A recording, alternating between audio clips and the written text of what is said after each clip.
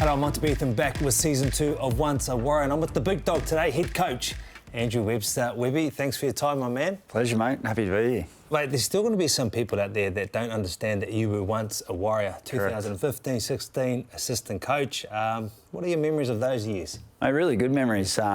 We had actually a lot of success for a long period of time, and actually, unfortunately failed twice right at the end of the year. That was the footy side of it, but living in Auckland in New Zealand, it was a really special part of my life. My wife and I, we loved it. We lived right in town, so we had great memories from obviously coaching and being an assistant coach here at the Warriors under Cappy, and then also we loved the lifestyle in New Zealand and the people, so it's brought me back. The memories off the field for you? Yeah. I mean, it's a great place, and obviously that had some degree of significance to you coming back. Yeah, I remember when I initially was going to sign here as an assistant coach, my travelling every time I travel to New Zealand, you sort of stay in a hotel and then you go to Mount Smart and you don't get to understand just how beautiful this place is. And then when I got the opportunity and signed here as an assistant coach, I was like, wow, I don't think every Australian understands what they're missing out on. Yeah. So, I'm a Kiwi now and love it, mate. Webby, are you much of a dreamer? Did you have those moments when you're here at the club dreaming that one day you'd become head coach? I think when you're an assistant coach, you're so loyal to your boss, and I'd never had any dreams or aspirations to be a head coach here at that time because I wanted Cappy and the club to do so well, and you're happy just to play your part in that. So no aspirations at that stage, but aspirations to be a head coach, definitely. And then when I left the club, I'm thinking, one day where can that dream come true? And to get the opportunity at a club that I love and passionate about and being here, that was definitely a dream. When you left the club, did you ever think that you would want to come back, or did you have ambitions to come back? Yeah, always wanted to come back. Always thought it might happen one day. So when I left, it was just a little bit of not sure what was happening here at the time at the club, and I got an opportunity to return back to Sydney at a club, and it wasn't about, I want to get out of the Warriors, I'm not enjoying it, I don't see it. It's just a bit of uncertainty here at the time. So I left on good terms, but I left at a time where I was like, I need to get a bit of certainty. And when I took that opportunity from afar, I've always looked inside the Warriors. I've always looked at how they're going and tracked them and loved them. So I thought if I ever get that opportunity to coach there one day, I'd love it. Talk to me about that moment. I believe it was a phone call, potentially, and it was from Cam. Yeah, I've spoken to him over the years since I've left the club, and Cameron just gave me it just casually, just having a chat and catch up about things. And I got a call from him. I was in the car at the time, and I answered. And we were just having general chat about how you're going, checking in on him, is he all right? You know, it's a pretty stressful time. The old general chat, eh? The old general chat, and then he goes, now listen, are you keen? And I said, yeah, I'm keen, definitely keen.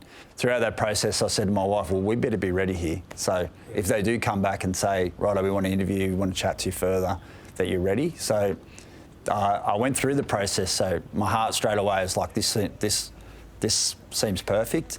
And then I just wanted to check it off with the brain and the wife and go through the checklist, the pros and cons. We went through that, and yeah, it was just a perfect time and opportunity to... Okay, the boss, Emily, yes. You're CEO of the family. Yeah, also, correct, always. One day going to be family. So talk to me about what was her initial reaction to that. She was just excited for me. I think because she's been here before also with me, it was a familiar opportunity to come back. We know we had a great time here. We know what the city's like, so it wasn't as scary for her as it probably would be for a lot of wives diving into a situation like this.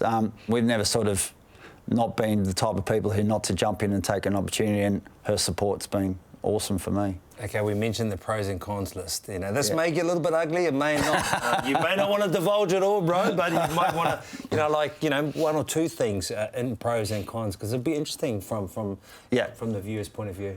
Well, the cons were we were doing really well at the Panthers. It's hard to get yourself involved in a winning team that's winning grand finals, and you got a really good opportunity to win every week. I was enjoying the community where I was living.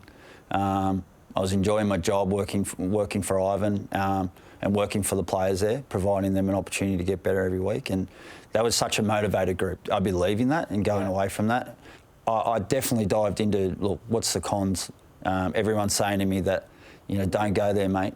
Don't go there. They never have success. And Yeah. And then, but the right people, the people I trusted and cared about, were saying, you know, I think you can make it happen there. So, and be a part of something Who special. were that right people? Who did you confide in? Who did you have that voice of a reason that you think, you know what, I want to listen to you because I think you're the guy? Well, Ivan Cleary was huge, yeah. So Ivan, obviously, he's a friend of mine and he was my boss, and he's been here as a player and he's been here as a coach and loves the place and probably never wanted to leave. I'm sure he's pretty happy where he is right now in his career. But knowing Ivan for a long time and knowing how passionate I was about this place, we went through that process, what was going to be around me, what the club were willing to put in place to make this successful. And he helped me through the process, and he was like, yeah, mate, I think you're ready. I think this is a great opportunity. So they're the type of people you listen to, and obviously your family and your friends. What did you learn from him? Because it's great that you've had a lot of mentors and great coaches in around you, but him in particular.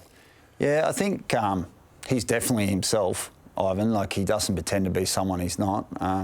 He can come across very introverted at times, and then if you actually get to know him, he's very outgoing and very social. So I learned that he is definitely himself in the way he wants to do it. I feel the biggest thing I learned is just how much the players respect him and they want to actually play for him. I think a lot of coaches are like, they don't have to like you to be successful, and I don't think Ivan's trying to make them like him. I just think they naturally do, and they want to play for him and respect him, and they know that he's very honest and what he's saying is the truth. So that was probably one of the biggest things. I felt technically, from the rugby league point of view, he understood what success looked like, and he put all his time into those parts that were going to get you that success. Instead of worrying about too many different things, he really simplified it.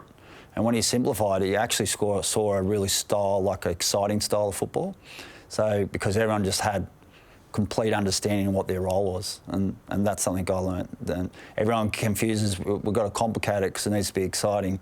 But the simpler it gets and the more people understand it, then you see a great brand of footy. No, I love that. Like players over the years, they can model themselves on a particular player, which is a little bit easier. But for a coach, it could be a little bit harder because it's not so obvious on what a coach does or how they go about their work. So how do you find your mould of coach, even though it's your own style, and who do you mould it on? Don't mould it on any individual. Definitely don't. I was really lucky in a lot of ways. I've had worked under guys like Ricky Stewart, Michael Maguire, Ivan, and the reason why I mention those guys, they have just completely different styles person-wise, very passionate about rugby league, every single one of them. I've learnt that I can't try and be like those three individuals while they're really successful in their own right. I've got to find what I do and just grab the bits that I love from each of them and the bits that suit me. Because if you're not organic and you're faking to be someone, the players sense it. I don't mould myself, I just grab the bits that I've loved from all the mentors, like all the people I've worked under and use it there. I mean, like as a player, I was fortunate enough to have a period under Brian Smith who just taught me technically so much about the game, and there's things I've still used that I've learnt way back there when I was a 20-year-old. So, Webby, a great coach. What were you like as a player, mate? Very slow. Very slow. I wasn't very athletic. I was a 5'8". I used to think I was pretty skillful, but I always felt like I understood the game. That's one thing I'll say, and that's probably why I've gone into coaching. But yeah, I was a Balmain junior. That's where I started my football before they merged into the West Tigers. And I started at 5'8", and ended up like a back row or like a lock, as they call it now. You do have some big legs, mate. You've got some big legs, so that's probably where that's why I wear tracksuit pants. I mean, when you say you're slow, your brother James was very, very fast. He was lightning, yeah. So it's complete comparisons, James and I. So I'm like 6'3". James is like 5'7". He weighed 68 kilos. I weigh nearly 100 kilos. He's fast, I'm slow. Yeah. I'm good looking, he's ugly, so there you go. I was going to say the same thing. What sort of coach did you want to be before you signed that contract, and is that different to the coach you want to be now? No, nothing's changed. I think there's parts of your coaching that you've got to adapt to the group that you have, and that is part of my philosophy. That I've made that mistake before, a long time ago when I was young, where I wanted to coach my style, that I'm going to coach the team tactically the way I like the game to be played. And I made that mistake because it didn't suit the players who were there at the time. My philosophy is you got to coach what's going to win in the NRL. So we're going to have to be skillful. We're going to have to be tough. We're going to have to be fit. So that goes without saying. I think the best thing is I think the players have got to take responsibility, and that's my big thing, that we're in it together. It's not us versus them. We're actually in it. I'm the type of coach who wants to work with the players rather than standing over the top of them and yelling and screaming. There'll be, I'm sure, times where I have to put my foot down, but I wanted to work with the players, I wanted to educate them, and I want them to enjoy it. And enjoyment's just not laughter. That is one important thing, but I think they've got to get satisfaction about they're actually learning, the club's invested in me, this is a great place every day to come and learn and get better. Because when they leave and they go home, I'm sure they're tired when they go home and fatigued, but they go home happy because there's a sense of, I actually belong here at the club. It was really important that I put a really good staff around me, and the club, that was through the interview process, was really happy that they were willing to do that. People who are experienced and have been head coaches themselves, who can, during those tough times, can offer some advice, and during the good times just say, listen, be careful, because it can turn very quick, as we know. So, just I've got to keep getting mentors in my life. I've got to keep educating myself. I've got to keep looking into other sports, different things like that. You're the tip of the spear, but there's a lot of other great workers in and around you, and we're trying to just go through them and just cover off who they are. Slade Griffin from there in Weymouth. What does he bring? What's his talents? Yeah, his talents is detail. So Slade's obviously been in a good system, started with the Storm, so he understands the details and the fundamentals, the most important thing. And you need a guy like that in charge of your younger players. So he's our reserve grade coach, but he's also, we call him a development coach. So he sits with our young guys on a daily basis, make sure they're doing the video, education about nutrition, about life outside of football, getting mentors in to help them. So Slade's an excellent details man. He presents really well in front of the group, and he knows his footy. And he's just a great support for us too at the moment, and I can't wait. I'm really excited to see how he goes with his own coaching journey. So I think he's got a lot of ability. He's pretty fired up, and he's a good lad, and that is Richard Agar. Yes, good lad. Yeah. Talk to me about that lad. So we've got a Pommy, Rich Agar, who's had plenty of experience as a head coach in the Super League. He's a Feverson kid. Rich is super passionate about rugby league. I think he's one of 4 English coaches that have come out here and been an assistant coach in the NRL, so they've ever done it. So that's pretty cool. One, he's a good person, which we spoke about being a warrior. He's head coach of Leeds Rhinos, Feverson. Yeah. He's won Challenge Cups. He's been a head coach at international level. I got to work with Rich in the mid-year test in Samoa just when I was getting approached by the Warriors for this opportunity. So I was actually getting to work with him and seeing firsthand what he delivers. A really good communicator. Yeah, a really good communicator.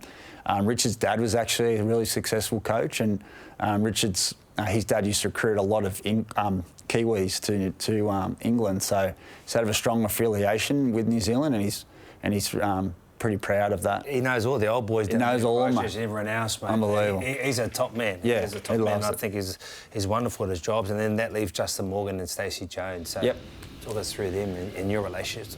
So I was assistant coach to Morgs actually when I first started coaching at Hull KR in England. So Morgs was one of my first mentors, and he was an excellent head coach in his own right. Morgs, for those who don't remember, you'd know because you played with him. He was actually a ball playing middle, kid pass. Refused to take a head up. He would always play. Very, very, very good though. Very good. Very good. So Morgo's strength is we've got him actually really dialed in with our forwards.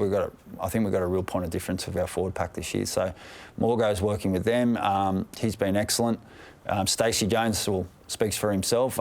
Worked with Stacey last time. He's a friend of mine. So much respect for him. But the biggest thing is I feel like he's grown as a coach. I think that opportunity, him being interim coach last year, it's just only made him stronger and him growing as a coach. And the thing for me is such an advantage just being able to bounce things off him from his experiences of being the head coach here. And he's so well respected and such a good coach. So, like I mentioned before, these guys are huge for me because they can give me the right advice at the right time. So what do you think you can bring from Penrith to the club in terms of that success to the Warriors? Yeah, I think we don't have to model everything on Penrith, but I think the successful part is just how much the players enjoy their football and how much they want to come to work. And I think that shows, you see them score a try, the way they celebrate, how close they look as a group, how much they actually enjoy their football and want to turn up to work.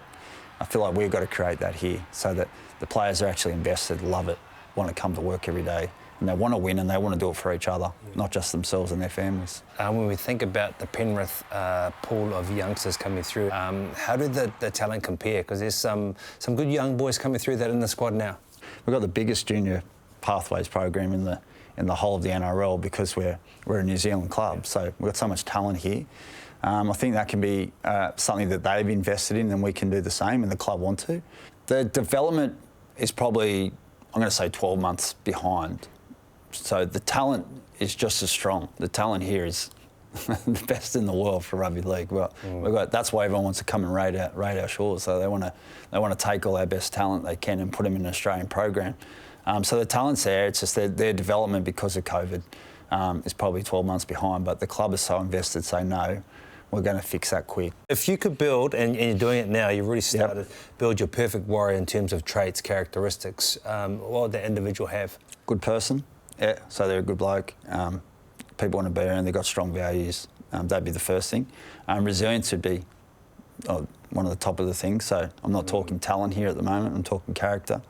If they're good characters and we want them in the Warriors jersey because their talent's going to come out. So there's everyone that plays, not everyone, but most people play in the NRL, extremely talented people, but the people who are really good people and work the hardest, they often climb the tree, and they're the people you can rely on during the tough times. Who's impressed you and why, Webby? I think Tohu Harris has really impressed me. I mean, I haven't coached Tohu in a pre-season, but everyone's telling me this is the best pre-season they've seen him have. He personally says his fitness scores have been just as good as ever. I mean, Toy is such a competitor on the field. If you don't create a competitive environment, I couldn't understand how he'd get very stale, and he probably wouldn't train in his own right, train as hard because he's a game day guy. He just loves to compete. He's impressed me. I think he's thrived in this and he's led by his actions. He's led with his voice as well, but he's really shown them the way and he's bought in. I think he's just a world-class player. I know that's obvious, but I really think he could be something special and really create a legacy for the end of his career. I think our recruits, like Murata, he came back from the World Cup late and he's had an immediate impact straight away. And so has Chance. Two local boys returning home.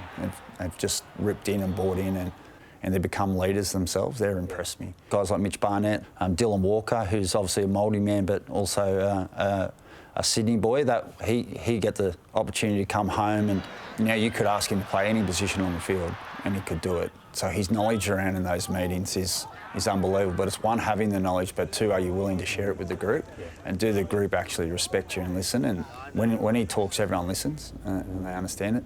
Mitch Barnett came in and he's not tried to preach and say to everyone, this is the way you got to do things. He's bought into our way and what we're trying to create. And what he said, instead of doing that, I'm going to lead my actions. He's listened, he's learnt, and then he's bought in, and then he's taught us some stuff as a group. But he's earned their respect first. So when he talks, everyone listens. But those two guys particularly are some of the two most competitive guys you'll meet. I think that was one of the big reasons why they got signed, is that we wanted competitive people who just wanted to win, not come here and get a paycheck and make up the numbers. They wanted to be successful.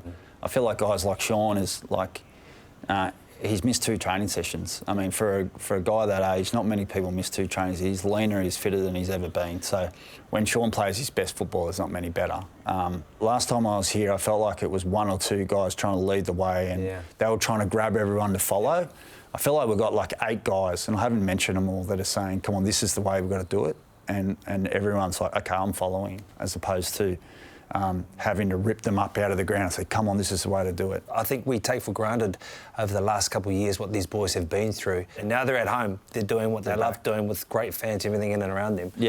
Must be a better environment for all. I think what's the Wayne Bennett motto? If you're happy off the field, you'll be happy on it. So I feel like what they've been through has also created a bit of resilience in the group, that it's not everything's easy. You're not going to be handed everything. There's tough times, and I feel like they've come out the back end of it. We've been really respectful that we've, as you know, we've tried to get through that period and actually address it, and not just pretend that the last couple of years hasn't happened for them, because I didn't experience it. COVID wasn't a terrible period for me, but I'm sure for these guys it was. So we've addressed it and we're trying to move on, but sort of game. What did we get out of it that can make us more resilient and tougher? So we can have the success that we want. Reflection and self-evaluation is a big part of being successful in high performance. How do you reflect on your first preseason so far? Like, I've been happy. Like, I've been happy with how it's gone. I've been more happy because the players have bought in. I think I'd be frustrated if I thought that there was blockages there or players didn't want to be a part of it, or they didn't agree, or they didn't like the way we did it. But I haven't seen any whinging. I haven't seen anyone rowing in a different direction, as I always tell the boys. So we're all rowing in the same way. So I've been happy with it. You don't get trophies for having good pre-seasons, so you don't. No one's going to remember this pre-season and go, "Oh well, they weren't successful in the year, but geez, they had a great pre-season." So, but we can only judge ourselves on what we've done so far, and leading into the season, we'll hopefully it reflects. But it's been a good pre-season. We've got a lot more work to go. I think it's going to be an ongoing thing all year. I think we've had probably 2 poor training sessions for the whole season, whole pre-season we haven't been happy with, and the rest of it's been excellent. So. And what did you want to change the most through that pre-season, and do you feel so far that you've gone down the right path to doing that? Yeah, I didn't want to come in and change anything because it's not like I didn't care what had happened before I did. I wanted to review it. I wanted to look quickly at, okay, what's going wrong, what do we like? I don't want to come in and take away the things that are going well, because everyone thinks that everything's terrible, but sometimes it's just a couple of tweaks. So, but I just say, righto, sit down with the coaches, what do we want to do? What do we want to be? What does winning look like? Rather than, we just dived into looking back for a second, but what are we all passionate about? What's going to suit this club? What's going to suit these players? What do we want to create, instead of trying to just change the world and be negative about the past? I mean, we've got a different squad, different coaching staff, so it's a different opportunity, and it's something we can create ourselves, something fresh. I mean, we're talking about, we want to build defence here at this club. Yeah. I mean, it's not probably our strong point in the past. Everyone doesn't recognise us for our defence, but we've got to strive to be that. If you're going to be successful, you've got to be one of the best defensive teams in the competition. So if they're resilient and they're tough and they care about it, that'd be good. I want us to see if there's an opportunity that we're good enough to take it. So if we've got a 4v3, we've got them outnumbered, or they're standing really tight defensively, that we can move the ball and take an opportunity, and everyone go, wow, that's exciting. But that's just done through how reliable we are with the way we practice and things like that. So we can't be this team that wants to move the ball just for the sake of it. We've got to actually earn the right to move it. And when we see that opportunity, I want us to be crisp and be able to execute under pressure and take it. I want to see us be able to apply a bit more pressure on teams, like be a bit more assertive, that we can put them in the corners and keep them there. Yeah. And then if things don't go our way and it hits the fan, I want us to be able to be resilient and dig in on our line, because it just sucks so much energy out of the opposition. If you can hold them and they're trying to penetrate your try line and they want to score so bad and you stop them, and then you go the other end and do it, it's just such a mental blow to the opposition. So I feel like we can apply way more pressure, and if we see opportunities, we can take it. We talk about success. What do you think defines a successful season for the Warriors? Well, as a group, we spoke straight from day one that the expectation is that everyone wants to know what's the KPI. So we roll out the last game of the year, we made the 8, okay, tick, well done. As I was like, let's not set the bar so low. Let's try and win as many games as we can, win the competition, and whatever happens, wherever that journey takes us, we can sit down at the end of this year and we'll know whether we're happy with how success was. And I think the fans will know, look, we're proud. We're proud of our team. We're proud of the way they played. They were resilient. They turned up for each other. They were exciting to watch. They were skillful. I just want to win as many games as we can and not set the benchmark too low. Let's have a red hot crack and see where it can take us. Oh, mate, I'm excited too. Webby, once a Warrior, always a Warrior, and I hope you're a Warrior for a very long time, because this club needs, one, stability in its coaching, but also X factor, and I believe you've got plenty of that, my man. Thanks, mate. Thanks for having me, mate. And I just want to thank you guys for tuning in as well, and I'll see you back here, same time, same place next week on Sky.